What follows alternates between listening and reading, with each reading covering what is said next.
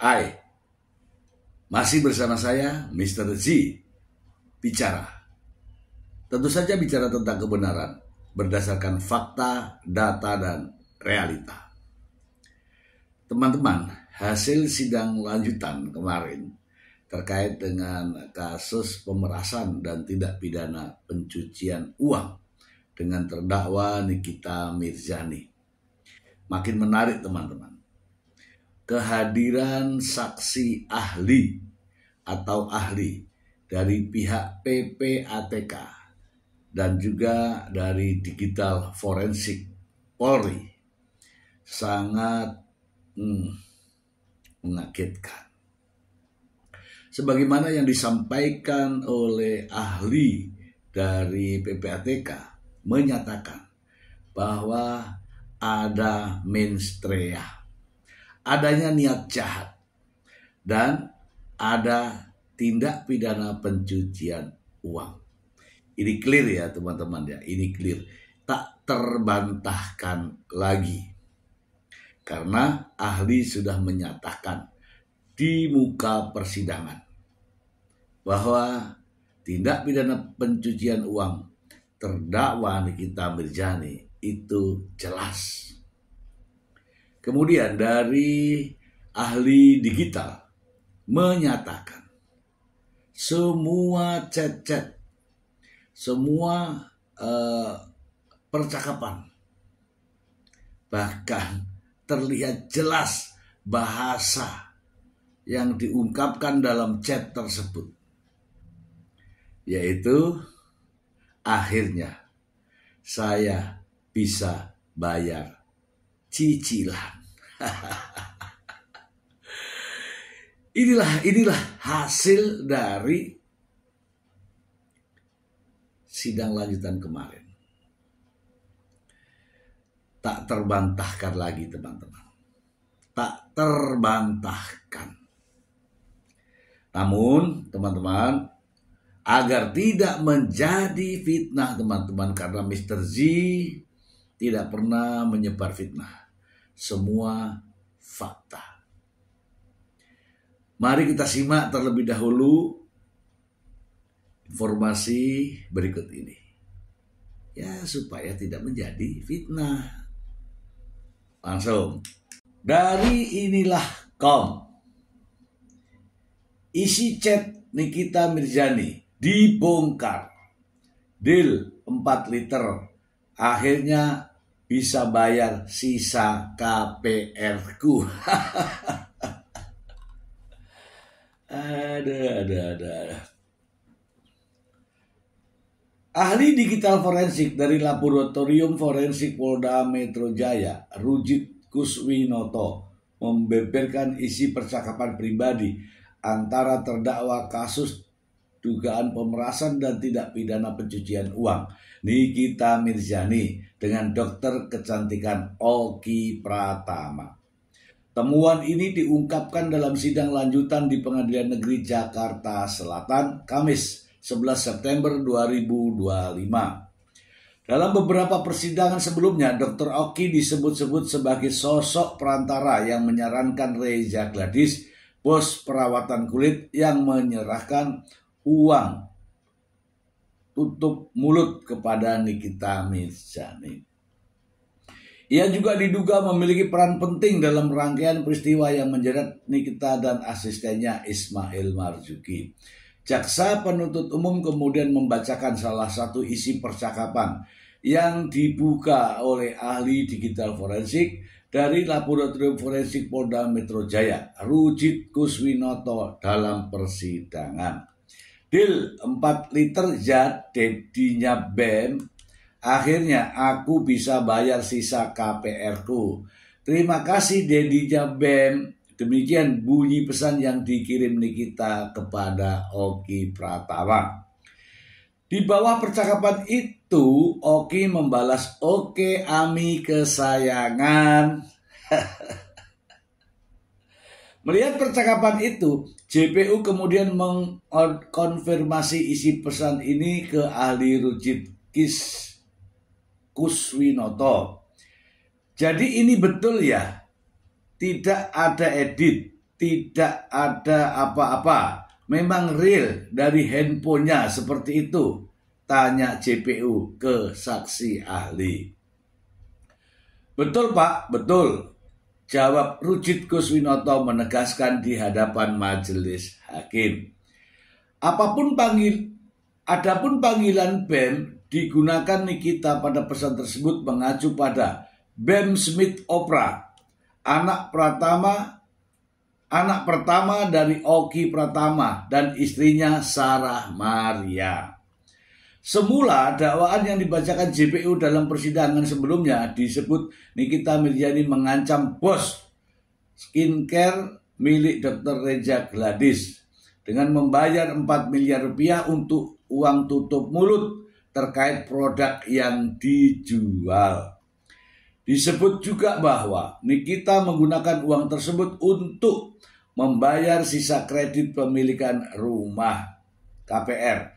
Jaksa penuntut umum mendakwa Nikita Mirzani dan asistennya Ismail Marzuki dengan pasal 45 ayat 10 huruf A dan pasal 27B ayat 2 dari Undang-Undang ITE. Sebagaimana diubah dalam Undang-Undang Nomor 1 Tahun 2024 serta pasal 3 Undang-Undang Nomor 8 Tahun 2010 tentang pencucian uang yang dikaitkan dengan pasal 55 ayat 1 KUHP. Nah, akhirnya saya bisa bayar cicilan rumahku. Aduh. Akhirnya bisa bayar KPR-ku. Oke, kita bahas ya teman-teman. Nah, ini sangat menarik teman-teman. Jadi inilah yang menjadi alat bukti ya dalam persidangan. Ini sudah menunjukkan bahwa menstreanya itu ada. Akhirnya saya bisa bayar cicilan KPR-ku.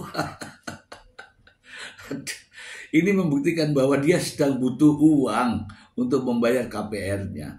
Jadi tidak bisa lagi dibantah, tidak bisa lagi diingkari. Sebaiknya saran saya ya, terdakwa ini jujur. Mungkin jujur lebih baik. Mungkin ya. Daripada seperti ini akhirnya dibongkar. Aduh. Saksi ahli baca BAP nggak sih? Mungkin saya bantu begini ahlinya. Ahli kan tadi sudah menerangkan. Ini sesuai fakta yang ada di wawancara.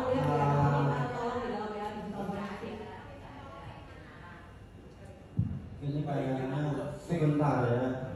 Ini tadi dilihat nggak sih? Ceritain ya. Berkas itu sudah diajukan di hadapan majelis hakim. Penuntut umum, penasihat hukum dan ahli melihat nggak sih? Kalau ada diterangkan pertanyaan terdakwa, kalau nggak ada dijawab aja, nggak ada itu di BAP kan begitu. Sama-sama udah kita lihat loh, ada nggak tadi? Saksi ahli dari awal sampai saksi ahli PPAT dia tidak membaca BAP-nya secara detail yang mulia. Dia cuma dikasih sepenggal yang bisa masuk Jadi ke PPU. kita sudah melangkah bahwa ahli mau bertanya tentang rekaman. Sudah kita tanyakan dulu ke ahli, apakah pernah mendengar rekaman? Kalau nggak pernah, apa yang mau ditanyakan kan? Saksi ahli pertanggung jawaban Anda luar biasa loh. Ini di sini ada minta tolong. Saksi ahli lihat tidak? Ini fakta, ini bukan bikinan. Ini fakta Silakan dari Polda. pertanyaan selanjutnya. Ya berarti kalau ada minta tolong, terus Pak Hati juga si Reza, terus dia juga yang meminta. Terdakwa ya, kita ingatkan pertanyaan, silakan. Iya, itu pertanyaannya yang mulia. Apa pertanyaannya? Nah, jadi bagaimana nih pidana asalnya kalau dari awal di sini nih ada permintaan tolong. Apakah bisa masuk pasal pencucian uang? Apakah ahli diperlihatkan surat yang ditunjukkan oleh terdakwa? Saya tidak tahu, kan tidak tahu juga kan? Artinya begini, makanya ditanyakan di BAP mana, ditunjukkan dibawa ke sini aja kalau memang ada di BAP. Ini masih ada satu lagi ya teman-teman ya. Sebenarnya banyak ini kalau mau diungkapkan ini. Dan ini semua adalah fakta ya teman-teman. Saya tidak pernah ya memberikan informasi-informasi yang tidak ada data, yang tidak ada sumbernya. Ya, kita langsung saja ke sumbernya. Dari Detik Hot ya. Chat pribadi dibongkar, Nikita Mirzani naik pitam lagi di persidangan. Payah. Sidang kasus pemerasan dan tindak pidana pencucian uang yang menjerat Nikita Mirzani kembali diwarnai ketegangan. Jaksa penuntut umum kali ini menghadirkan ahli digital forensik Polda Metro Jaya, Rujit Kuswinoto, yang memberikan keterangan terkait hasil ekstraksi dari handphone Nikita Mirzani. Rupanya proses tersebut justru memicu adu argumen panas di ruang sidang. Nikita mempertanyakan dasar munculnya data percakapan dari bulan-bulan yang tidak sesuai dengan waktu perkara. Ia menegaskan kasus yang disangkakan padanya berkaitan dengan peristiwa pada November 2024. Sehingga ia merasa aneh jika ada data dari bulan-bulan sebelumnya ikut ditampilkan. Apa katanya data-data bulan Juni, Juli, sampai Oktober itu? Sementara kejadian yang disangkakan ke Mail, sahabat saya, dan saya itu kan di bulan November 2024, di tanggal 13, kata Nikita Mirzani di ruang sidang Pengadilan Negeri Jakarta Selatan. Lanjut Nikita menjelaskan klarifikasi mengenai relevansi percakapan yang dinilainya tak ada hubungannya dengan pokok perkara. Ia merasa ada potensi pelanggaran privasi jika chat lain yang tidak terkait ikut dibuka dalam persidangan. Apakah boleh chat-chat yang tidak termasuk dalam pokok perkara itu juga dibongkar, padahal tidak membicarakan soal skincare atau yang lain? Menjawab keberatan itu, ahli digital forensik menegaskan ekstraksi dilakukan menyeluruh, sedangkan seleksi data merupakan wewenang penyidik, bukan wewenangnya. Saya jelaskan, Ibu, untuk proses ekstraksinya, saya melakukan secara keseluruhan. Jadi, misalnya, di HP Ibu masih ada dari tahun 2021 atau tahun 2020, itu ada semua. Namun, untuk pemilihannya, analisanya, yang melakukannya adalah penyidik. Jelas Rujit Kuswinoto. Pernyataan tersebut langsung dibantah Nikita Mirzani. Ia merasa keterangan yang disampaikan tidak sesuai dengan fakta di ponselnya. Bahkan menuding ahli memberikan keterangan yang tidak benar. Berarti Anda bohong karena di handphone saya gak pernah hapus chat. Di situ start dari tahun 2019 saja ada. Kenapa gak dibongkar dari tahun 2019? Kalau dari awal kenapa di print begini Juni, Juli, lompat ke Oktober, tegasnya. Ahli digital forensik kembali menjelaskannya. Peran hanya sebatas mengekstrak data dan tidak memiliki kewenangan dalam menentukan chat mana yang dihadirkan. Namun aktris usia 39 tahun itu bersikeras menyalahkan saksi ahli. Itu yang melakukan penyidikan, Ibu, jawab Rujit Kuswinoto. Bukan, ini Anda yang melakukan, ujar Nikita Mirzani dengan emosi meledak-ledak. Melihat suasana semakin manas, Khairul Saleh selaku hakim ketua akhirnya turun tangan. Ia mencoba menengahi dengan menjelaskan kembali batasan peran ahli digital forensik, sekaligus menegaskan keputusan pemilihan data sepenuhnya ada di tangan penyidik. Tadi sebenarnya sudah ditanya juga, tugas ahli itu coba mengekstrak di HP itu mau tahun 2010, kalau ada juga diekstrak, cuma apakah akan ditampilkan semuanya? Itu yang menganalisa, yang menentukan adalah penyidik, jelas hakim ketua. Oke teman-teman, kita lihat juga videonya ya, nanti ya, kita lihat videonya. Ya itu benar sekali teman-teman. Jadi ketika diungkapkan semuanya terkait dengan hasil percakapan ekstraksi dari handphone Nikita Mirzani nampak meledak-ledak. Ada apa gitu kan? Nah padahal percakapan ini penting ya, penting untuk diungkap karena ada percakapan-percakapan sebelumnya yang terkait, yang tentu saja sebagai seorang penyidik ingin mengungkapkan fakta-fakta yang sebenarnya sehingga tidak mutlak harus hanya pada tanggal 13 November saja, 13 Oktober saja, tidak. Ada rangkaian-rangkaian kalimat sebelumnya. Dan itulah tugas penyidik. Jadi teman-teman, terkait percakapan ini kita menjadi marah semarah-marahnya. Tapi kewenangan penyidiklah yang membatasinya. Penyidik jelas atas nama tugas dan kewenangannya berwenang untuk mengungkapkan semua ini agar lebih terang benderang. Berikut videonya. Oktober itu Dokter Samira, bukan ke saya dong. Di sini jelas ada dakwaan 9 Oktober Samira menghubungi. Ini sesuai dakwaan, bukan saya. Silakan ditunjukkan ke depan majelis, ada di BAP atau di dakwaan. Ada di BAP. Silakan ditunjukkan. Biar tidak menjadi perdebatan, silakan.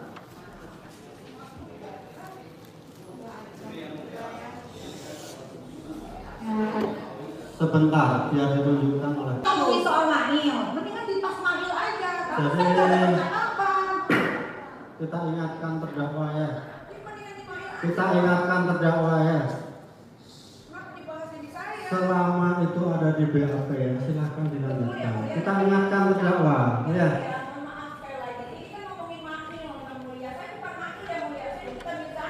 Kalau tidak ada kaitannya, silakan nanti disampaikan di pembelaan, kan begitu. Ya. Semua persidangan itu ada tahapannya, begitu ya. Ya begitu ya. Kita sudah mengingatkan terdakwa berkali-kali ya ini ya. Kita sudah mengingatkan ya.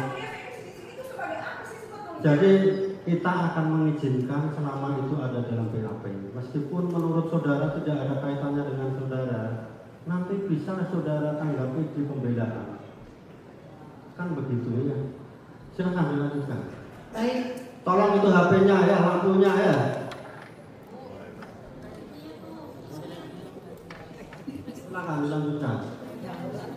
Baik, terima kasih majelis. Boleh dilanjutkan, oke? Ahli ya, kalau dibuka lagi percakapan antara Dr. Oki Pratama dengan Reza Dennis pada saat tanggal 27 Oktober tadi setelah mengirimkan. Nah, kalau chatnya di bawah dilanjutkan. Oke, baik. Data lewat kali yang dimana Diki bilang pasti dulu baru ketemu. Aku nggak enak chatnya gimana? Yaudah nanti aku coba ya. Oke, baik. Makasih Oki ya. Ya baik ya. Betul. Kemudian saya lanjut lagi ke tanggal 13 dari yang Dr. Oki Pratama bisa dilihat kolomnya yang bertiga di sekira jam 6 sore Ya. antara yang bertiga itu ada Ismail dan Reza Dennis.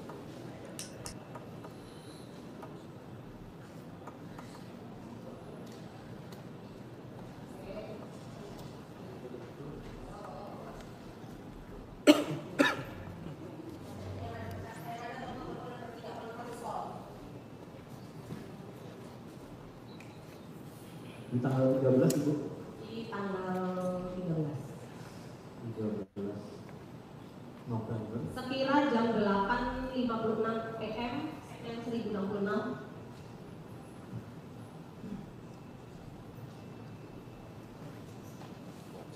Berarti bisa dibuka ya. Betul.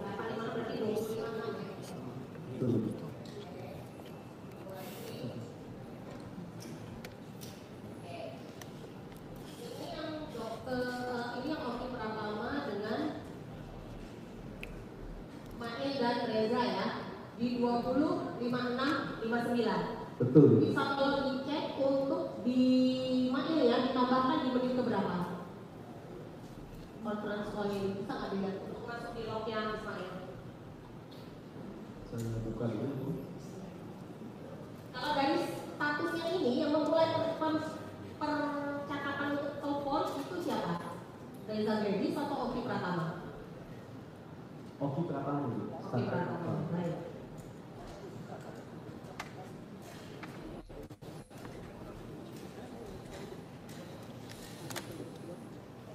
Yang juga ya.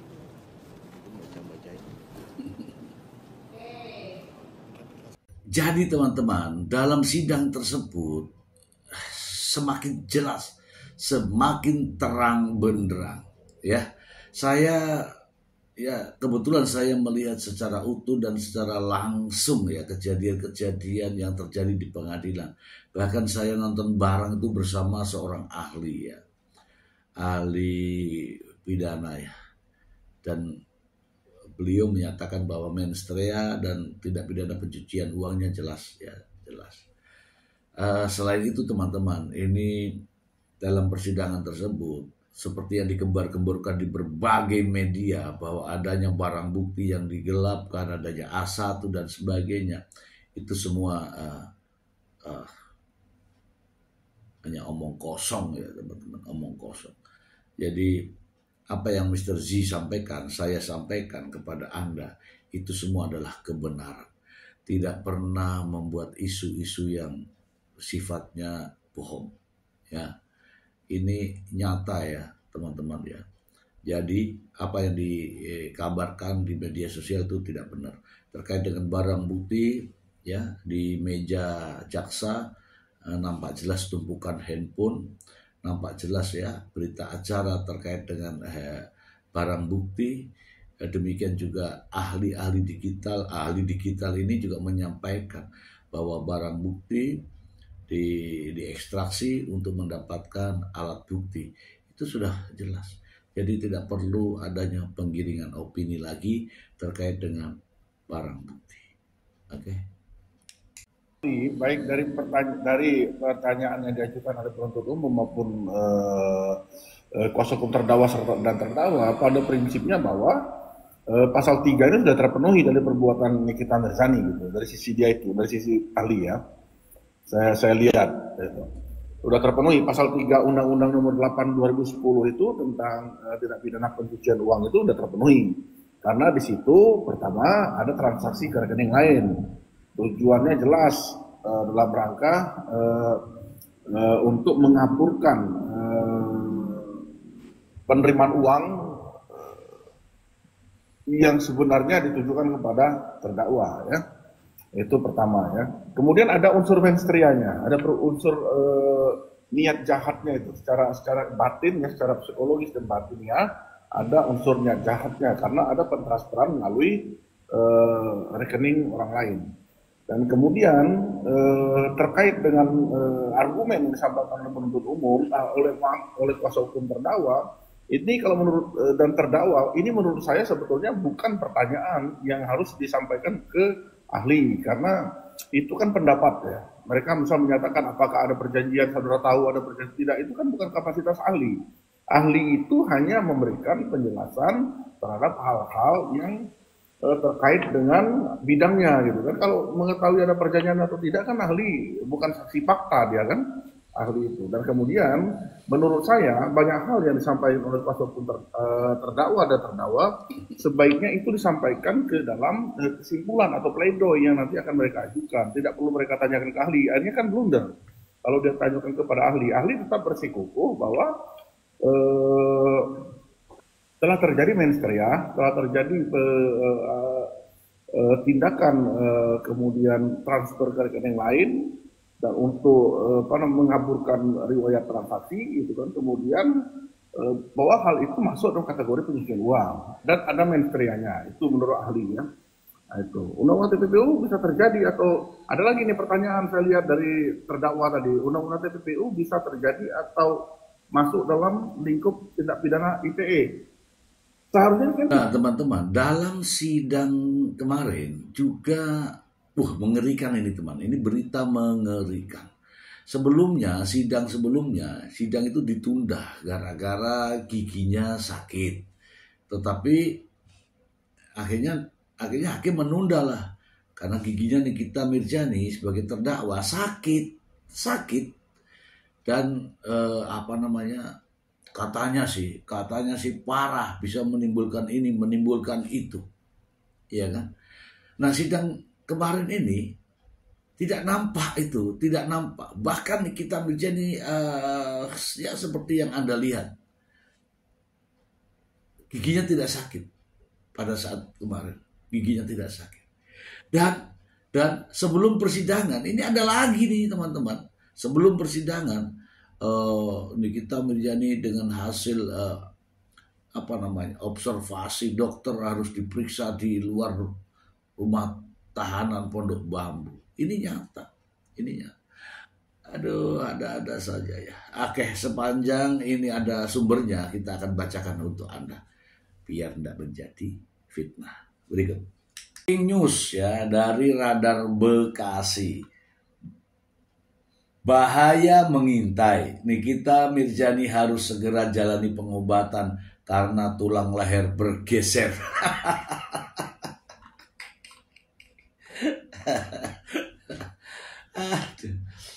Aduh, Radar Bekasi. Aktris Nikita Mirzani melalui kuasa hukumnya memohon kepada Majelis Hakim Pengadilan Negeri Jakarta Selatan agar dirinya diizinkan menjalani pengobatan medis.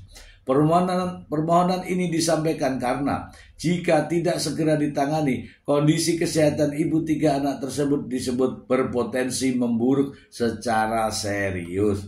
Majelis Hakim kemudian mengabulkan permohonan tersebut dengan catatan semua persyaratan dipenuhi. Kami akan memberikan izin asal semua persyaratan formal suratnya dipenuhi. Masalah kesehatan yang dialami Nikita Mirzani cukup kompleks. Ibu 3 anak ini mengalami kerusakan pada veneer giginya yang sempat ditangani oleh dokter gigi, namun rasanya masih terasa. Selain itu, Nikita juga mengalami pergeseran tulang leher nomor 5 yang berpotensi berdampak pada jantung dan otak dan paru-paru. Nikita Mirzani menjelaskan bahwa masalah ini sudah lama ia alami dan pernah menjalani operasi dengan pemasangan pen ketika ditahan di Banten Serang. Namun pergeseran tulang belakang kembali terjadi diduga karena bantal yang digunakan selama di tahanan tidak sesuai prosedur. Sehingga muncul benjolan. Akhirnya artis yang dikenal dengan julukan Niki ini harus menjalani fisioterapi selama sekitar 6 minggu. Ya, dibebaskan aja ya. Ada. Setelah kondisi kesehatannya akan diamati lebih lanjut untuk memastikan apakah perawatan sudah efektif. Kalau ada penyempitan baru nanti dioperasi. Tidak lanjutnya begitu. Berdampak juga ya, jadi keliengan, terus gampang sesak gitu, ucap Nikita.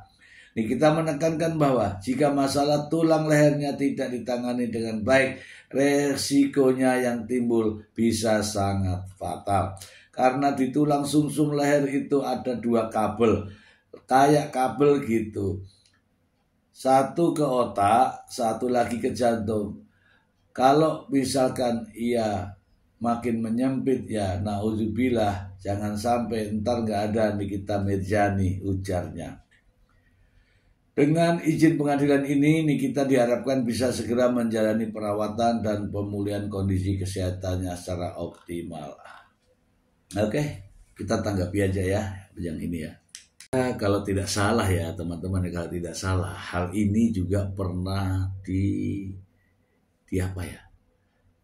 dilakukan oleh Nikita Mirzani ketika berada pada saat sidang di Pengadilan Negeri Serang, Banten. Operasi leher, jadi mau vonis operasi leher. Ya begitulah ceritanya. Akhirnya Nikita Mirzani dibebaskan waktu di Serang, Banten. Tapi bukan karena masalahnya selesai, bukan. Karena pelapornya tidak hadir dalam persidangan. Nah sebenarnya itu yang membantu membebaskan itu ya si pelapor ya, Dito Mahendra itu. Bukan karena perjuangan Nikita Mirzani dengan operasi leher, bukan. Yang membebaskan itu karena Dito Mahendra tidak tidak hadir ya, tidak hadir. Teman-teman, ya nampaknya ini ya mungkin cara lah ya. Ini saya bisa sampaikan, inilah cara atau strategi Nikita terdakwa dengan kuasa hukumnya. Dengan strategi yang mirip-mirip sesuai yang ada di Serang, Banten. Dan Pak Hakim juga harus selektif ya. Tidak mudah memberikan izin ini, izin itu. Karena ini akan dicoba terus teman-teman. Penangguhan gagal, kemudian akan dilakukan pengobatan, ya macam-macam. Dan percayalah, Hakim bukan orang bodoh. Dan nanti akan ada surat keterangan dokter. Surat keterangan dokter itu patut diduga. Ya, kalau tidak benar, jadi patut diduga kebohongan yang akan muncul ya. Ini kita tidak seujon juga, tapi kalau memang sakit, nah faktanya kemarin tidak gitu loh. Ketika ditahan dan sudah mendekati vonis, ini makin banyak sekali ya penangguhan penahanan. Sudah beberapa kali mengajukan lagi cuti kali ya. Cuti sakit gitu ya. Ya inilah faktanya teman-teman, itulah semua fakta. Jadi saya tidak mengada-ngada ya. Tidak mengada-ngada. Harapan saya ya jaksa, hakim mempertimbangkan hal ini agar apa? Agar tidak memperlambat jalannya persidangan. Nanti pasti ada saja alasannya. Ya. Untuk Pak Hakim, jaksa untuk mempertimbangkan ini. Mempertimbangkan untuk tidak memberikan prioritas terhadap yang bersangkutan. Ingat, perlakuan terhadap terdakwa harus sama dengan terdakwa yang lain. Nanti kalau yang lain juga melakukan hal yang sama, patah leher lah, kapur apalah, kemudian ingin berobat di luar lah, itu semua alasan.